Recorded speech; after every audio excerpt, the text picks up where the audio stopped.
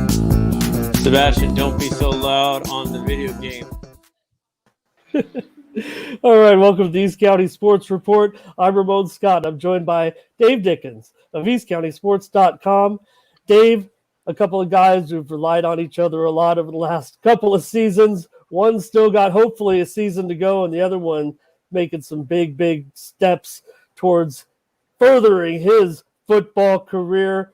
Who'd you bring on with us tonight? I know everybody recognizes him already. Oh, I'm sure they do. Two of the former Hillers of Grossmont that it's. I think it almost seems like 2 years. I mean, it really is almost 2 years since we saw you guys on the football field, and it's maddening. I mean, I know it is for us as promoting you guys as onlookers and being able to write about you guys, take video of, and for you to not see you guys and see empty fields across the county is just it's sickening, really. Um, but these two here have I don't know how many big plays I was fortunate to watch. As a matter of fact, I want to say that it was against Olympian also, and this was last year that Jamie actually surpassed a passing record. As a matter of fact, wasn't that against Olympian, as I recall? I believe so, yeah. So they're big fans of Olympian. I think at least they're secondary. But yeah, I mean, you guys had so many. I mean, talk about just from the beginning. I'm going to start with you, Jamie. I mean, how did that come about? Did coach just tap you on the shoulder and say, I mean, you were a sophomore and he just said, hey, you're the guy, go. Or were you already taking snaps in practice? Yeah, so freshman year, I had come up with the varsity a little bit. We had a senior quarterback that year, but I was on freshman all year, kind of working with varsity a little bit just to get some snaps in and everything. Then sophomore year came around. I had my knee injury, so the offseason was kind of tough. We had another senior quarterback, and it was between me and him to battle it out. And all offseason, I was battling with my knee injury while trying to win the job. And it came to the Bishops games. Dylan got the start, and then I was able to come in. And nobody really took the job that game. And the next game against, I'm pretty sure it was Olympian, actually. I got the start against that game, and coach never took me out. And I never looked back from there and was able to take over the starting job. And each year just progressed more and more to become the player I am today. Dave, 7,000 career yards, 64 touchdowns in Jamie's career, 3,000 yards last year in his senior year and 26 touchdowns. He also rushed for 13 scores and some big touchdown rushes, some memorable moments with JAIME Odom of the Grossmont Foothillers, and, of course, joining us, Robert Tucker of the Grossmont Foothillers right now, waiting for his senior year. We'll mention that Jamie he'll give us his, not necessarily news, but I don't know if anybody's followed it very closely, and I want to learn more about what's going to happen moving forward with Jamie. But Robert, you made your big announcement this week in preparation for the upcoming season. Hey, guys, we're just 45 days or so away from possibly getting back out there and practicing anyway, and then getting out there for the season. But Robert, you announced this week after, some offers from some nice colleges that you'd be heading to the Ivy League. Wow, that's huge, Robert. Tell us where you're headed. So exciting, man, the Ivy League. All those other schools are nice, but this is special. Yeah, I mean, I took a lot into it. Growing up, you never think you're going to play for an Ivy League school. They're not always in your mind. You're thinking playing for a Big Ten or Pac-12, something like that. But then when they came along, knocking on my door, it was just one of the opportunities I couldn't pass up. And I'm just proud to be part of the Big Red family. Cornell University in Ithaca, New York. Just seems like a great fit all of a sudden, considering some of those nice offers that you received and you had announced, and probably didn't take very long. We've talked to some other student athletes, Dave, throughout the pandemic. Maybe some of them have wanted to shore up their plans before their senior year, and Robert's made that choice. Dave, just interesting that maybe these student athletes, realistically in their minds, want to have their plans shored up before we get into this season. It's going to happen so fast once we get there. These next 6, 7, 8 months. Yeah, Robert, that was going to be my next question, actually. With this pandemic, I'm sure everybody's thinking about that backup plan, and we should, as athletes, student athletes, we should always have that. That's the reason we're getting the scholarship in the first place. Really, yes, we want to be professional football players or basketball players, or Jamie played basketball and also baseball. So, and but in your head, did you have any major in mind as far as what you were going to do besides football, besides playing sports? I'm still undecided, but I wanted to be a sports trainer, so like going to kinesiology, something like that, or come back and be a teacher at Grossmont. But right now, I'm just taking it slow, being undecided as long as I can. Well, I'll tell you what, you got one of the best teachers, and you know who I'm going to bring up, and it's going to be it's not going to be a he, it's going to be a she. And I'll tell you what, Chris has been a part of the Grossmont College and the Grossmont High School program for ever since I was a kid. So I can remember being, maybe I want to say in junior high when I first saw Chris, and she definitely is somebody that you could learn. And I'm sure why you were actually playing, you maybe you had your thoughts on that while you were on the sidelines at those times when you were unfortunately not able to take the field. I'm sure you had some good conversations. She's a good conversationalist and very intelligent when it comes to sports medicine in particular. Yeah, Miss Ray. Miss Ray is cool. We have a good connection. She has a good connection with all the kids. When she's taping me up, I like to watch what she does, so I can learn from her, ask her questions about shoulders, about my knees, and all that. She's a good athletic trainer. Now, what other schools? Obviously, Ivy League is no slouch, but any other schools that you'd like to mention that you receive phone calls or letters in the mail? Everything was just so slow, so it was really not coming in. So this pandemic really slowed everything down. A lot of schools were just waiting on my senior tape, and it was kind of like too late to do it in the spring because they play in the fall or whatever like that. So a lot of schools were just waiting on my senior film.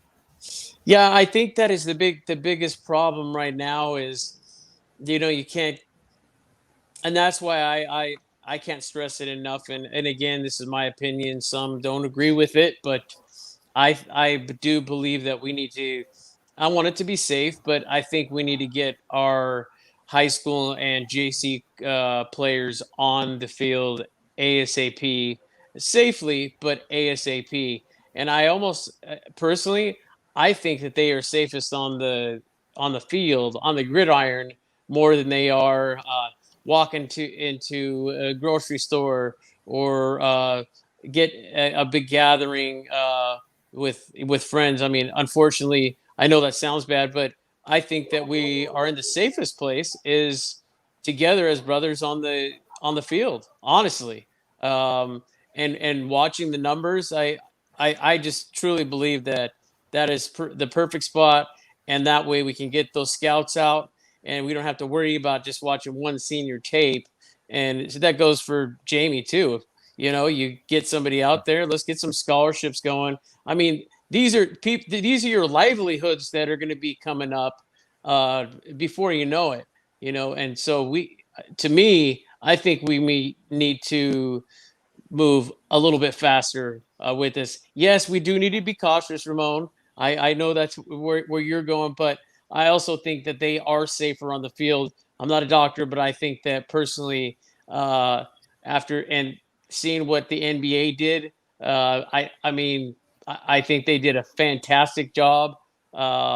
What not one case, I believe. Well, look, no one's suggesting a bubble for high school or No, community no, college no, sports. no.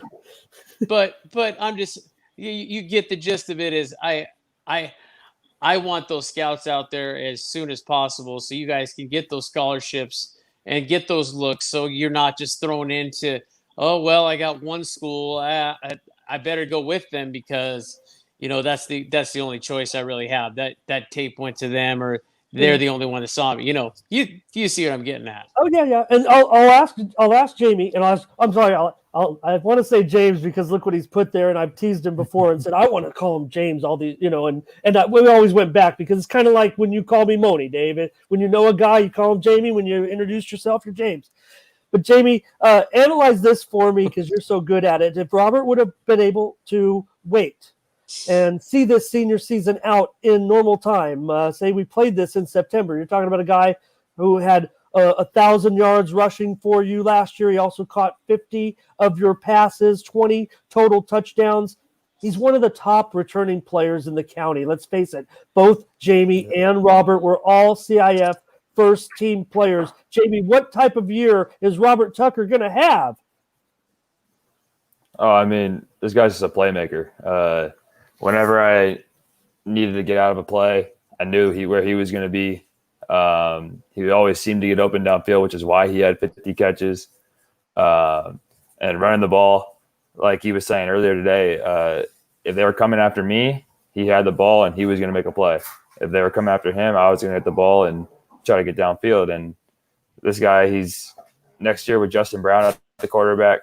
He's going to do the same thing. He's going to find Tucker because Tucker's going to get an open spot. Were you guys what?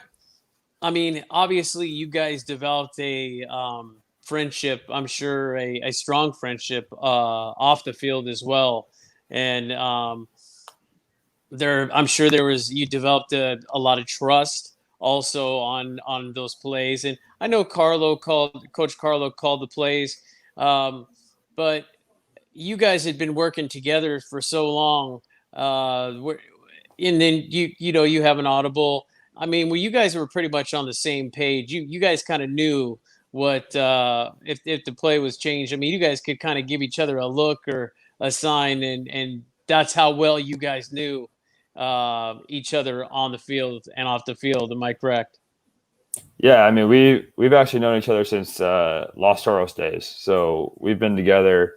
We haven't played on the same teams, but we played in the same division and playing against each other, and we've always known each other and talked and everything. And then I was actually pushing for him to get over to Grossmont when he was a freshman, and I was lucky to get him over here. And then when you go into the games, I mean, it was perfect because he was right next to me all the time. So we would look at each other. We would know what we would want to do. If there was no safety, and he had a linebacker on him, he knew to go straight, and I was going to throw it up to him.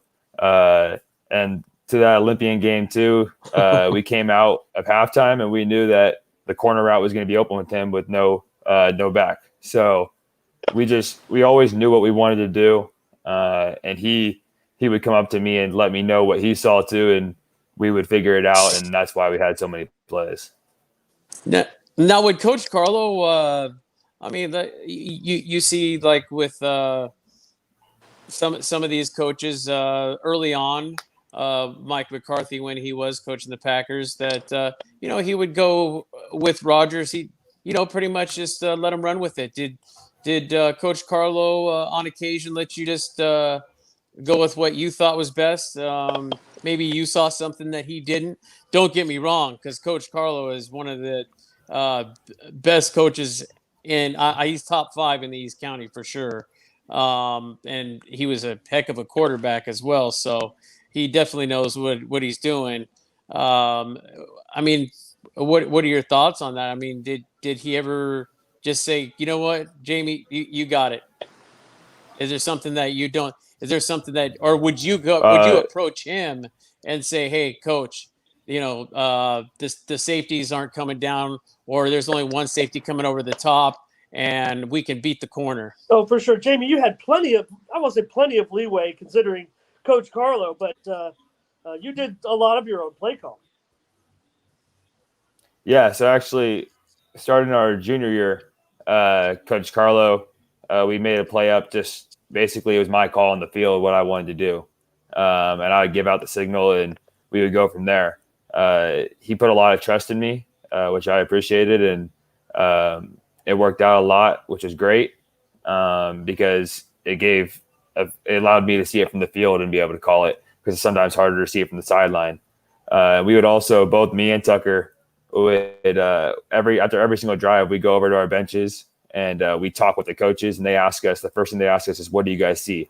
Because they want our point of view and they want to know what we want. So it's awesome to have a coach that does that.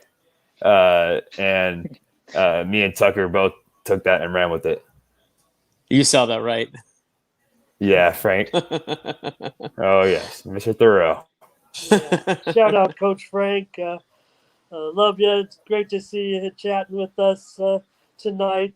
Great to see him in here. And Jamie, let's get people caught up on, because you're kind of a humble dude. Everybody knows that. And you haven't really, I'd say, bragged about your plans. And I think it's important to let people know exactly what's going on. I mean, after your brilliant career with, like I said, stats through the roof, finishing off as a first team all CIF quarterback. There are only two of them, Jamie and Tyler Buckner. So how about that, Robert, right? Good company. Right. So Jamie, you had some nice offers, schools that you would have fitted probably perfectly at, including possibly the University of San Diego, where we've seen another Grossmont High quarterback end up with tremendous success and able to extend his playing career into a professional career.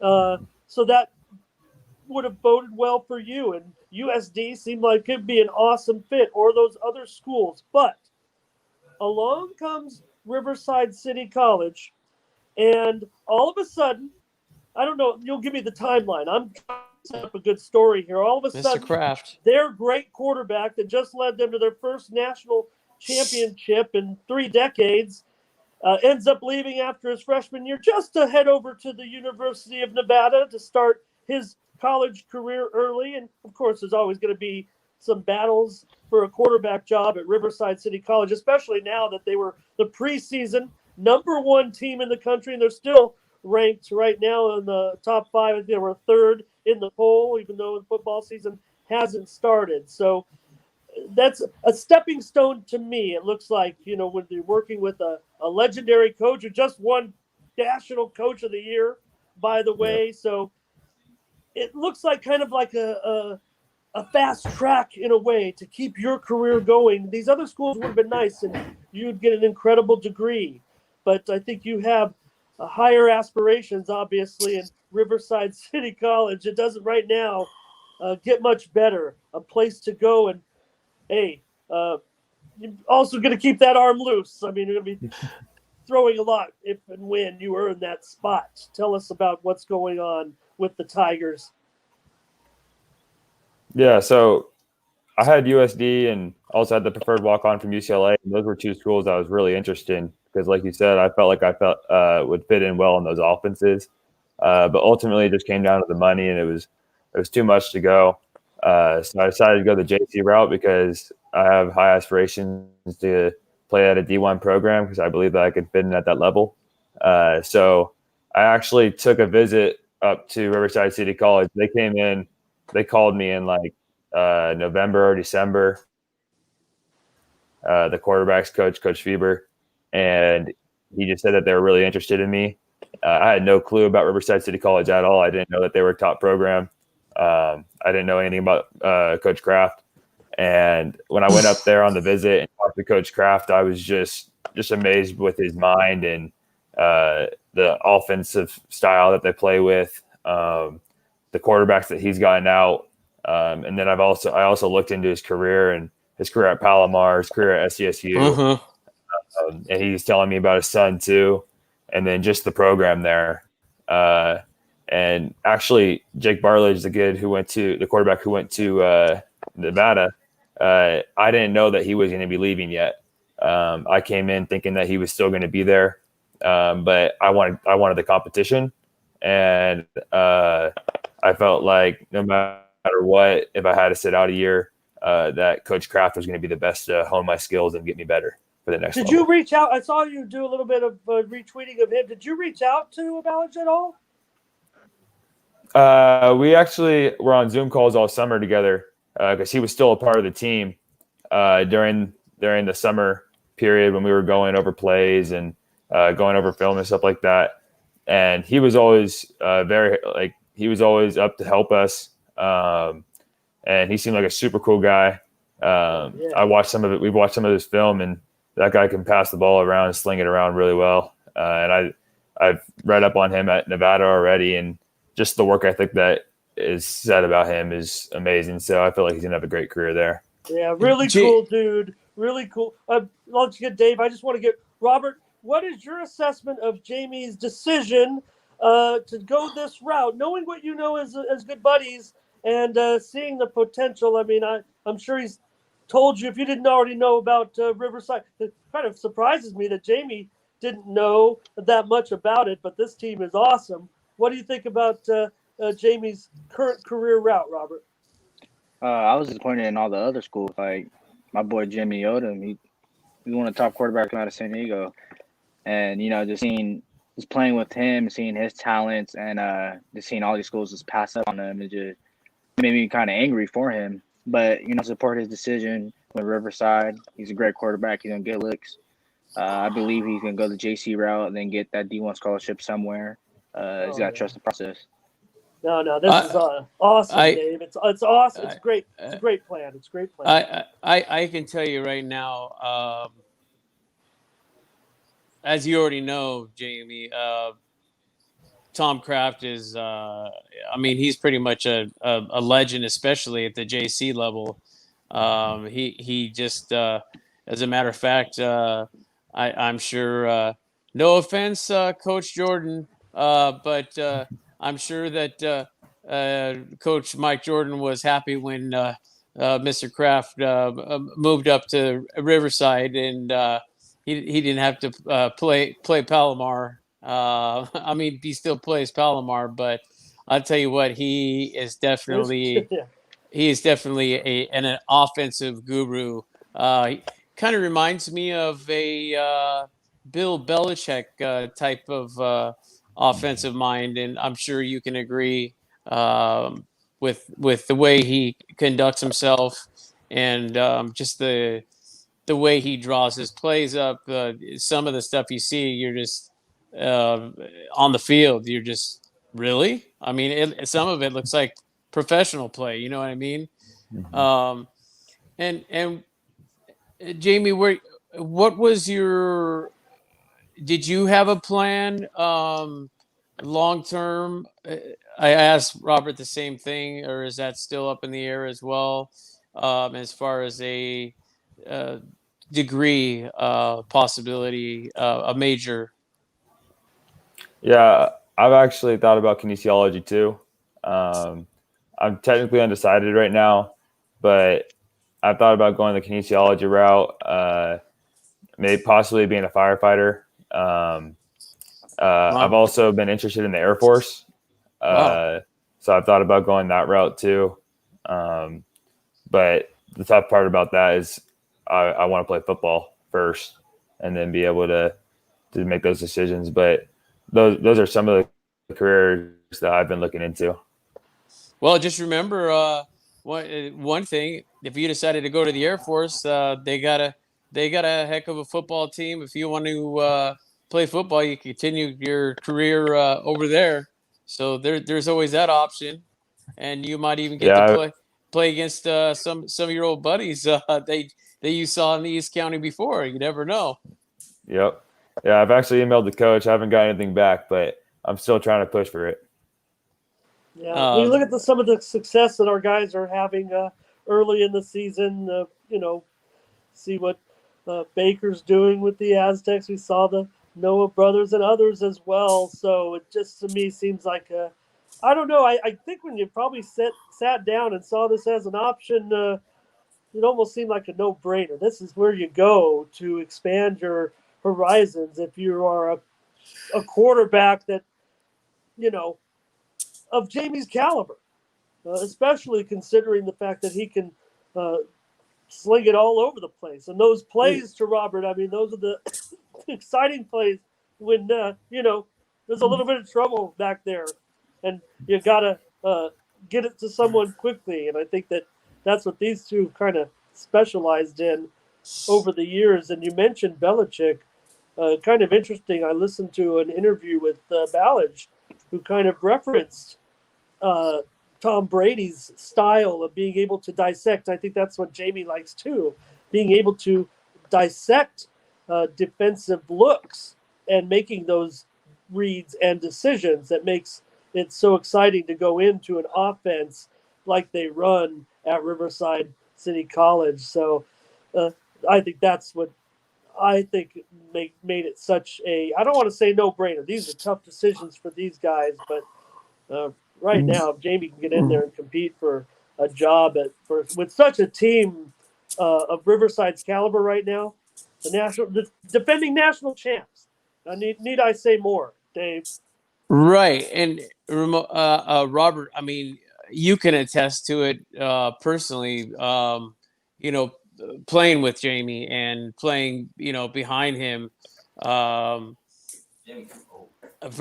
sure that what can you say about him? I mean, I'm sure you could write a book about it, about how he is with his reads on the defense and being able to dissect as Ramon Not to used. mention an ultimate team leader, Robert. Yeah, I mean, I basically trust this guy with my life. Like, he's not gonna set me up. He's not gonna let a corner come smack me, nothing like that. He throws a great ball. So me and him just look at each other. We know what we want to do, and we just go out there and just ball out. And last season was a good example of what we can do together. Ramon, I actually remember, and I'm sure that Jamie didn't, because he's got so much going on. He's in game mode and he's focused on the game. But I did happen to I wish I had it handy, but you're saying that he's always looking out for you, Robert. And I'll tell you what, he had a block going downfield, and as a matter of fact, he landed on my feet at the sidelines. But that's okay. A big fella landing out on I got out of the way, but just seeing him throw the block is something. You just know that you really have a tough quarterback and you got a tough leader if he's going to throw himself out there like that. Kind of reminded me of John Elway and his first Super Bowl win. The helicopter of trying to get that first down. Jamie had a heck of a block, and I believe it was you that had nothing but daylight after that. He threw a block for you, and there's a daylight, and then you usually return the favor, on the next offensive play, and then he'd have plenty of time to throw another 60 yards down the field. So something that I'm sure that the Hills League teams, that I don't think they were too appreciative of it so much. I mean, they were at the end of the game. We're all football players and we're all friends, but during the game, I'm sure they weren't too excited about seeing the dynamic duo go out there and do their thing. Yeah, but Robert, if you could, I know you guys are good friends. You think you could give Jamie one of your knees? Yeah, it's a lot better now. Yeah, tell us. Yeah, how you feeling? Yeah, actually, the quarantine actually helped me out a lot. It allowed me to be able to work out without worrying about playing a game that week because of basketball and baseball too. So I didn't really have to worry about the pain levels as much and worry about having to go out and play a game. So I was able to push through it a little bit and be able to strengthen all the muscles around my knee completely. And it's feeling better than ever right now. Ramon, that's similar. And I know I keep referring to the NFL, but look at what the quarantine did for Ben Roethlisberger. I mean, he's undefeated now. I mean, they were saying that he probably wouldn't play quarterback ever again. And I'm sorry to say, or I'm not sorry to say, but Roethlisberger is one of the best quarterbacks in the NFL right now. He may be an older guy, but he's slinging them around like he's 30 years old. And I think because of the quarantine and the time that he had to heal and to strengthen that arm, I think that he really, I think just like you're saying about your knee, I think that is key. Not that we wanted this pandemic to happen, but I think that it's going to make you that much stronger. I think it's going to make a lot of players much stronger. Robert, I mean, all the players at the high school level, at the college level, because they have that time, maybe in the backyard, in the garage. I mean, I'm sure you guys got your little makeshift gym and at each of your garages or out in the backyard, whatever you got to use, right? Robert, what do you do? What has been your plan of action during the pandemic to keep ready for this season? I either go to the gym or I go to Odom's house. He has a little gym at his house. But whenever this man's back in San Diego and he needs somebody to go run routes for him, I'm here. So I'm always running routes for him. Just a lot of field work and just a lot of lifting, just trying to stay bigger and stay strong. And you got good guidance. Your dad, of course, a coach. So that's always great too. Jamie, answer me this then, Jamie. This is a common, I don't want to say argument, but I think if anybody could answer this question, you can. They say, athletes that have potential to reach a certain level at one sport. You're a great quarterback, a great football player. You're a good baseball player and a good basketball player. What about they say, athletes should focus on their one sport, or should athletes in high school play all the sports if they can and they're capable and they want to enjoy their years as an athlete in high school? I'm definitely an advocate for playing as many sports as you can, because if it wasn't for baseball, I wouldn't have certain skill sets for football. If it wasn't for football, I wouldn't have certain skill sets for basketball. And for all the sports, they all connect in one way or the other, and they all help the other sport out, and they work different muscles, and they just enhance your performance in all three sports. He hit the nail on the head, Ramon. That was exactly what I was hoping to hear. Yeah, and you look at Jamie's family. I mean, they've had some athletes, right? His younger brother, great defensive player. He got Austin, right? Remember him? He was great. I loved Austin, gritty on the basketball court, especially, I think, looking back at it. So, the Odoms come from an athletic family. You think about his dad. Also, I want to maybe go back and share some of the memories of some of the games, Dave, with these two guys over the 2 years. You texted me before the show and said, hey, can you go back and look at a performance that Robert had, 2 seasons ago?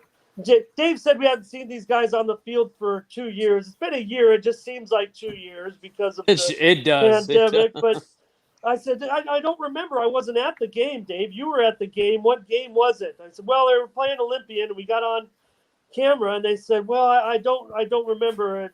Jamie's like, well, we played Olympian, I think. And Robert said, well, I think it was Olympian. And these guys were just humble because on that night 2 years ago, before Robert suffered a season-ending injury, I believe it might have been a week later, he only had a performance where he scored 6 touchdowns, 5 in the second half as Grossmont rallied to beat Olympian 14-10.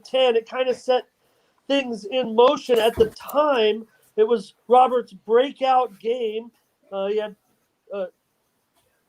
275 yards rushing, I think, in that game, Dave, and 125 or 130 yards receiving with 10 receptions, 5 touchdowns in the second half. I think Jamie knew the game plan, Dave, what to do in that second half. Absolutely. I mean,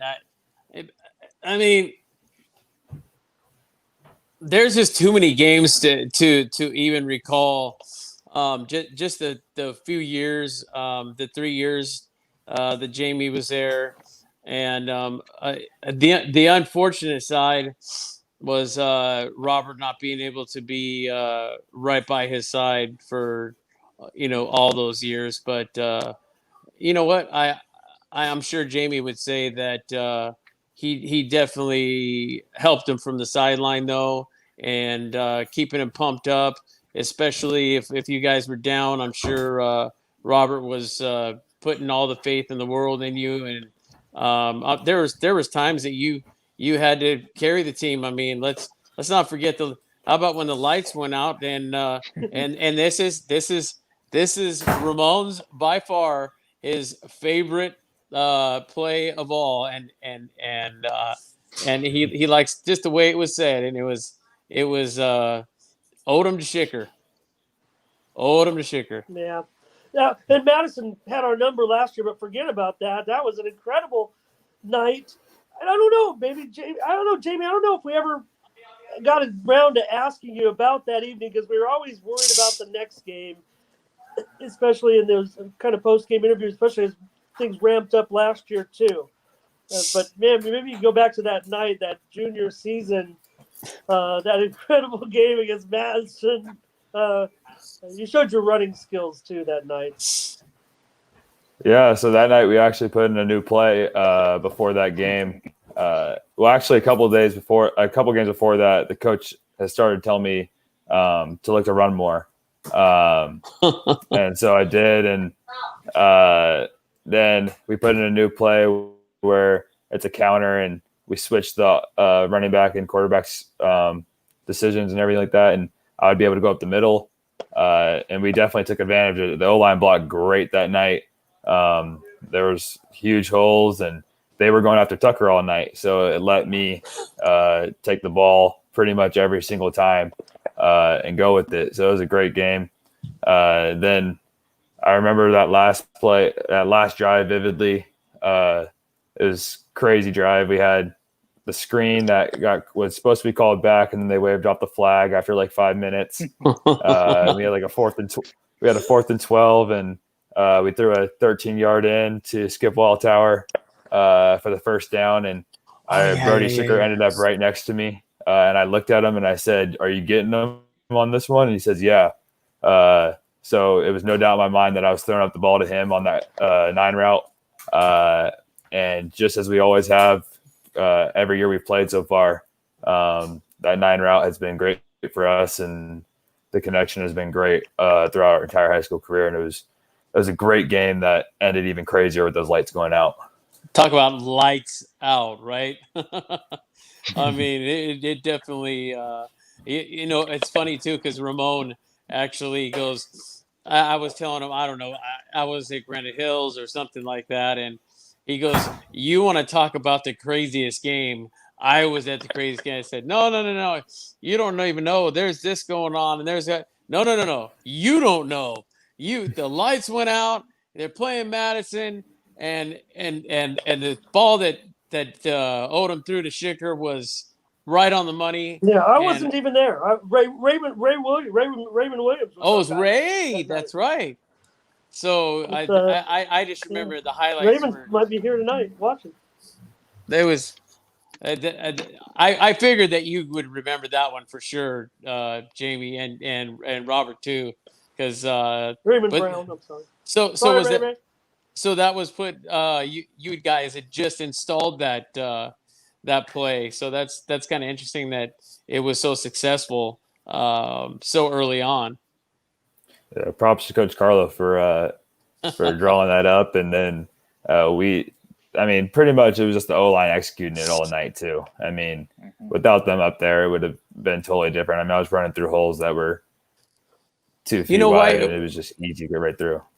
While we're talking about that right now, and before we close out, I always I just like to always give them their due, and I think they don't get their due most of the time, and that's on any team at any level. If there's anybody that you and Robert want to shout out to, give a mention that in those couple of years that really threw you out there and really took care of you all year, year in, year out, as far as offensive linemen. Oh yeah, there's Andrew Sanders, my center. I'll let you take the juniors. Andrew Sanders, my center. My right tackle, Josh Howery. Left tackle, Raymond Lira. Richard Delgado would get in there sometimes. Just great old linemen who we made bonds with throughout the year. They were the funniest guys in the room, always making jokes. We would get them pizza because just to show our love for them. And whenever we'd not get a sack, or whenever we would score 2 touchdowns for Tucker, 2 touchdowns for me, just to show them our appreciation for them. And we always try to put their names out there when we can because we know without them, it's nothing. Now, was that pizza brought into the practice facility? Or did you guys go somewhere? We would in up there, Round table. Yeah, Tucker's mom would get them. Yeah, Costco. my mom would get the Costco pizza.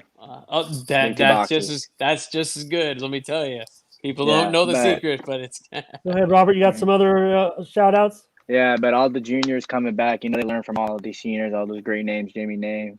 We got Big Sexy Ray Crandall, Nas Sanchez, John Warder, Brian Jurgen, and we got a couple of juniors coming up now. They're going to be pretty good. They got stronger, faster this year. I mean, we don't always have the biggest O-line, but we're very physical. So I'm looking forward to this O-line here. Jamie, you mentioned Sanders. I remember the stat. Was he your only center? Tell me about that relationship. They talked about it. I don't know if it was bandied about in the media. Kind of your only center. Did he miss any snaps at all? Did he snap you every ball of your career? Tell me about that duration. So I also want to give out one more shout out is Gavon Ahmed.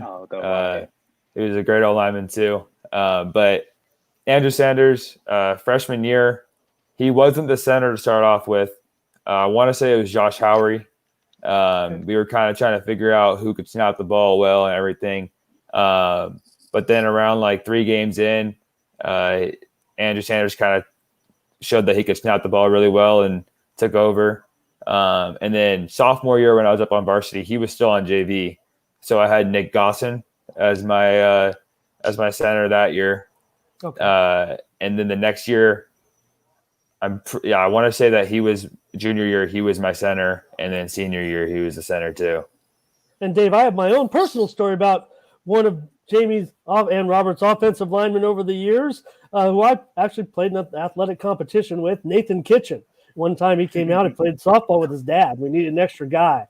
I told this story, I think, once, but Nathan, he said, hey, can you play today? We don't know if Nathan can swing the bat. He gets up there kind of flat-footed, first at bat at that Santee Sportsplex with the walls 300 feet away, and he hit one all the way to the warning track at his first pitch that he saw in our slow pitch softball game. It probably doesn't surprise you, JB. Nathan can swing that stick. Oh, not at all. That guy was a great old lineman, and I mean, I can only imagine what he can do with the bat.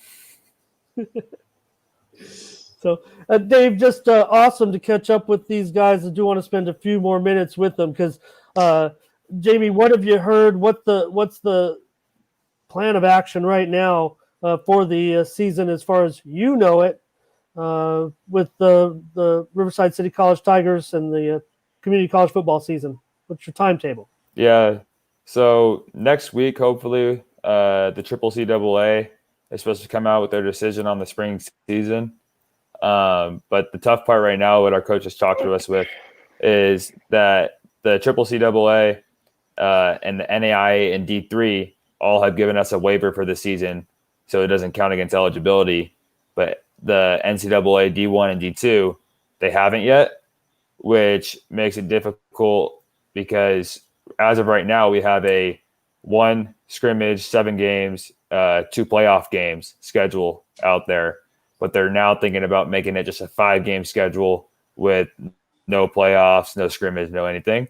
And that causes a problem for some of our players who would not want to use their eligibility in the spring season. So depending on what comes out next week, on what season we're playing, and hopefully D1 and D2 will decide to give us our waivers. Man, Yeah, that's gonna be an interesting decision. and I think I mentioned that to you, Jamie, that the most interesting thing that I notice about the Tigers every single year in, year out, Dave, you've seen him beat up on Grossman a few times. well, not only beating up on Grossman, but just it's not just 52. I mean, it seems like there's 102 players on the sidelines. I mean, you look at it's a team like Grossmont or even Southwestern Mesa, and you see the Tiger sideline, and you got so many to choose from, so much talent to choose from, and that's what I was going to ask you. Is that kind of, I mean, what made your decision to go up there versus, I mean, did you even check into any of the San Diego community colleges? Did you go down to Southwestern, talk to Carberry, talk to Mike Jordan, or talk to Gary Watkins? Did you check it out, or did you pretty much already know you were heading up north? So actually, it was I had talked to Coach Carberry, Coach Watkins. I went on some of those the 1 game recruiting trips to those schools and talked to the coaches a little bit, watched the games, and I had decided that if I wasn't going to go to D1 or D2, that I was going to go to either Mesa or Southwestern. But then came in Coach Kraft and Riverside, and my mom came up with me. And after that visit, I looked at my mom and I said, I don't know why I wouldn't go here.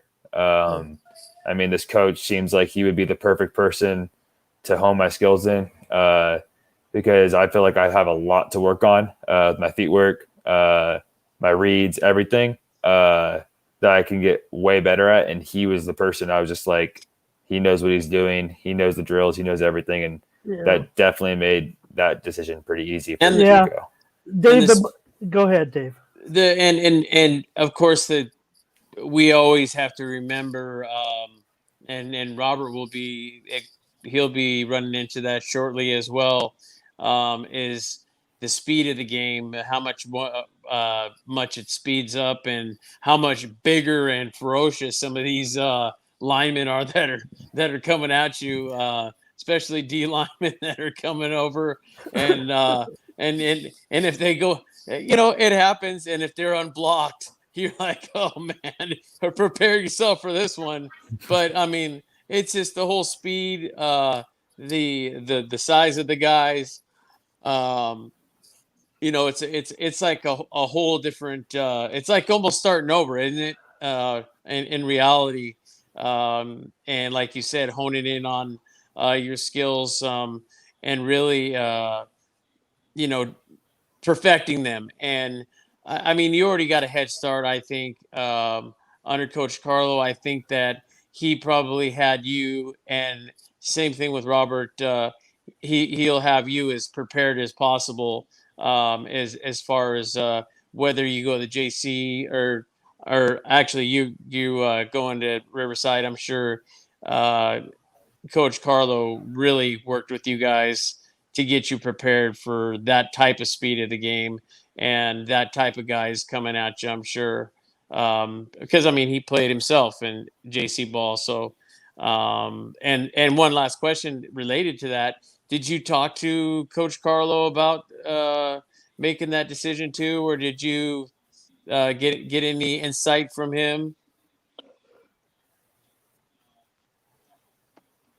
Yeah, so I mean, I talked to him about my visit up there.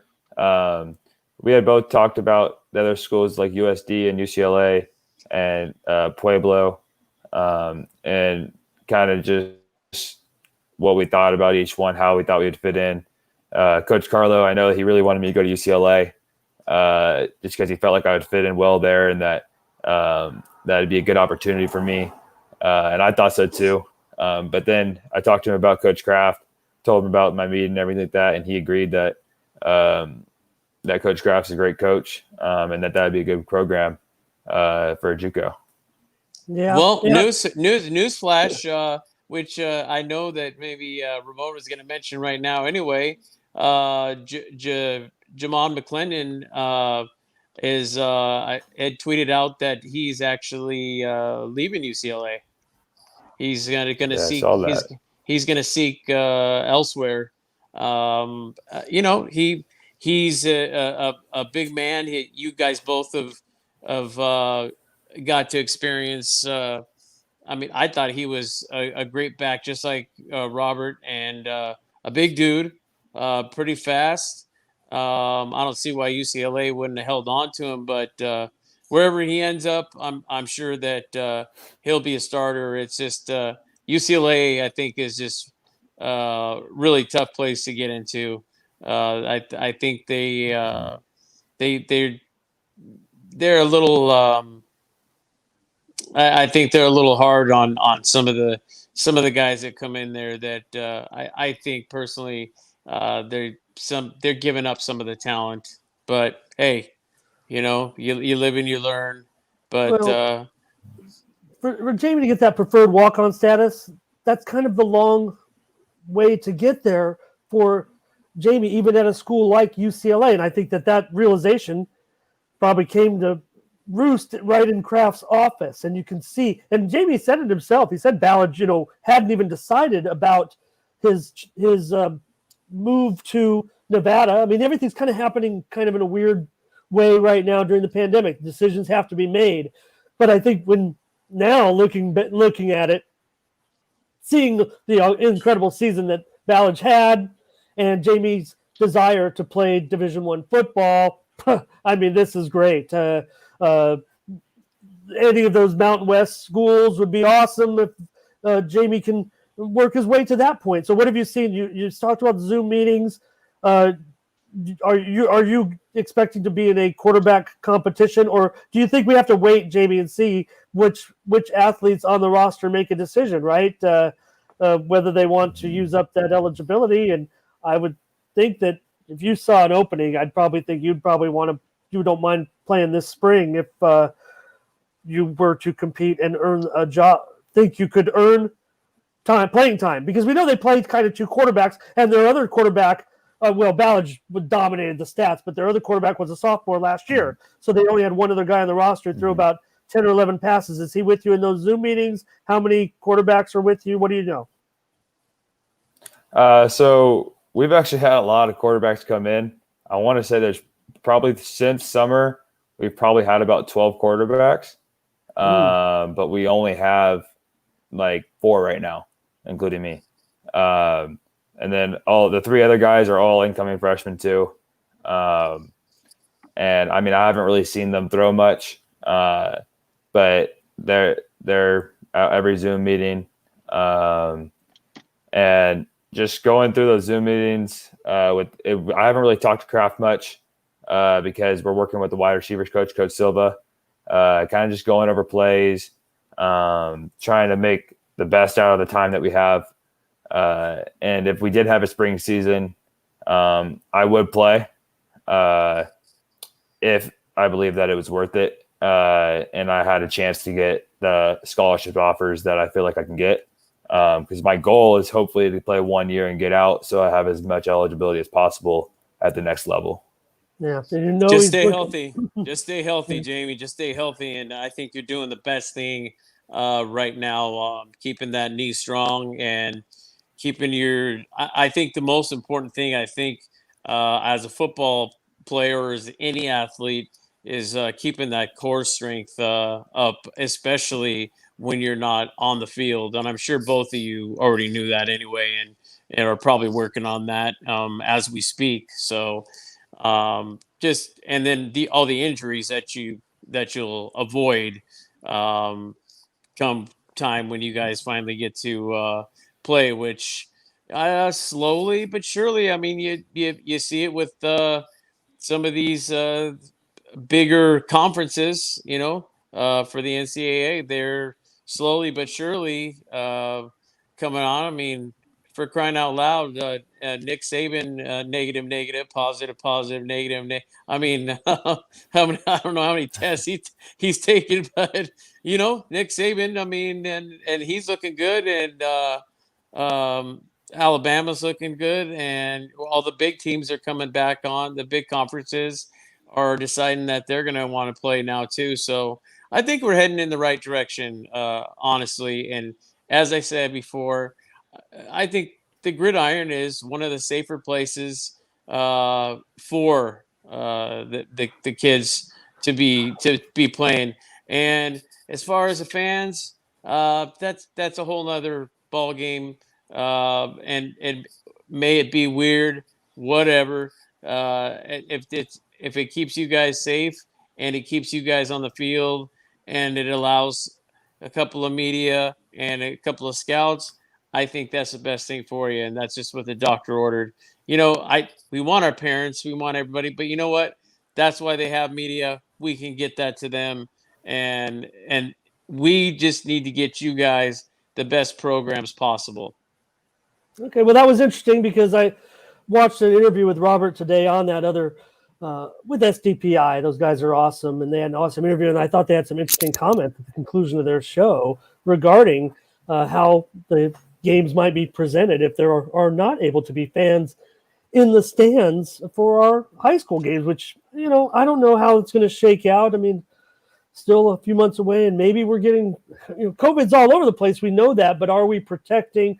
Dave, I appreciate everything that you've said to me throughout these months of these shows about the pandemic, but we're really still trying to protect just a sliver of society. Unfortunately, they're our greatest generation, and it's those people that are extremely vulnerable, that have weakened immune systems, that we're trying to really protect. And unfortunately, when all of us who are kind of healthy or really healthy, like these two guys or all the athletes, they can kind of get sick and be okay because they've got younger immune systems, they're healthier, they're stronger.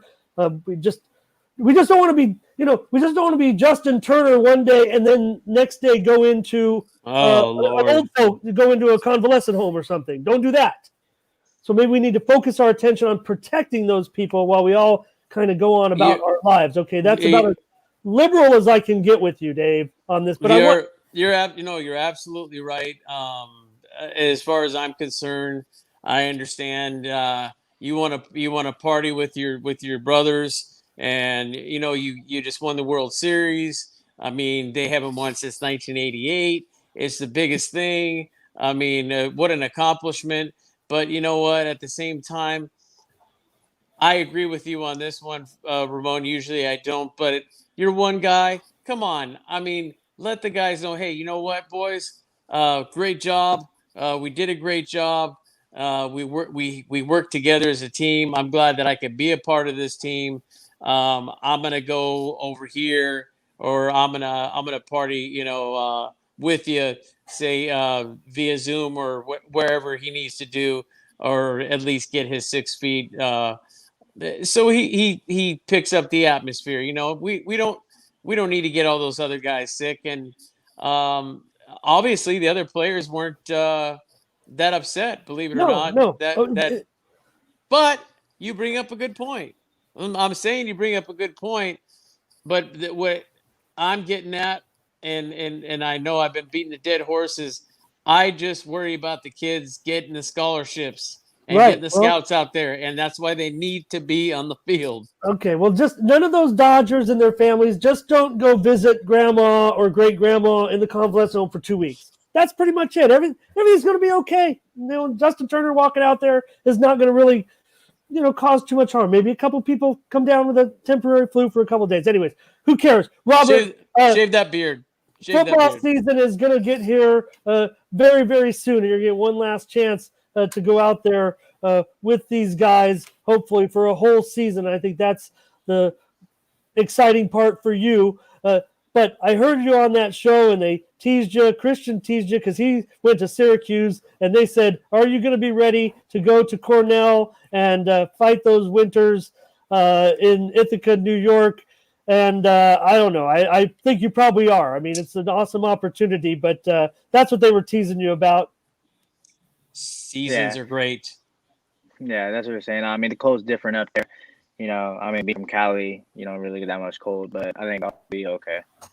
There's nothing wrong with having some seasons, right? Right, Robert? I mean, if it'll be a little bit of a change. I mean, we get hot and warm. That's pretty much what we get. So it'd be nice to have a little bit of a, hey, wait, it's fall, it's winter. We you know what I mean? It could be a good thing. But before then, I mean, Dave, we got the football season. I mean, and Robert, you know, maybe Jamie could tout him just one more time, but don't forget, Dave, Robert, when you're talking about running backs in the county for the upcoming season, I mean, you pretty much start with a list of two guys, right? Kavika Tua and Robert Tucker. What's this guy mean, Jamie, coming up? We got maybe we'll wrap it up here with this, but man, the season coming up, Robert. I mean, you guys, we can't get out there soon enough, but we could do some damage this year. Mm-hmm. Yeah, looking forward to it. You know, just staying patient, grinding when the cameras are off. You know, just waiting for that season, waiting to January to come. Our first game against El Camino. Oh man. Ooh. Yeah, one of a handful of top players returning in the county, and Robert's right up there with them. Dave, thank you so much for setting us up with these two guys. What can you say? They've been buddies for these years. They're going to go their separate ways a little bit. I know that they'll keep tabs on one another. I know Jamie's going to be watching what happens with Grossmont Foothillers football this year. Well, especially come on, who wants to miss Tom Carlo on the field, especially the zebras on the field and Tommy getting a little hotter to the collar. I love it. I you know what I love about Tom Carlo is he has so much passion for the game of football. It's incredible. So it's always a pleasure to watch him. How seriously he does take the game of football. And I think it'll be a good year at Grossmont. I think it'll be a great year for the Hills League as a whole. I think it'll be very competitive as well. It'll be a nail biter. I think Robert will agree with that. Yeah, it's gonna be no doubt. Yeah. Interesting to see. We thank these guys for spending their Friday nights with us. Can't go out, okay? Can't go out because of the pandemic. So instead of football night, Dave, every Friday night, I'm so lost, and I'm so thankful for you to get a show together because I was telling these guys before the show, I was watching on the internet playoff games from around the country tonight. That really was hard for me. I enjoyed it tremendously. I didn't know much about some of the teams. I just kind of scanned the internet, picked on a few games that I saw off of Twitter, and looked at some highlights. It hurts me, it pains me, but I also got a lot of hope by watching those games tonight. Well, I'll tell you, as soon as we were talking about Robert Tucker and what he had done and going to the Ivy League, the first thing that I thought of after that was, how can we have a show with Robert if we don't have his buddy Jamie at least one more time? I mean, and of course that were your I forget your exact quote, Robert, but you pretty much said for sure, yeah, for sure, you got to have them both, at least see them as a tandem one last time. Yes, sir. Thanks a lot, Dave. And for Jamie Odom, Robert Tucker, Dave Dickens, I'm Ramon Scott. Thanks for joining us. Thank you.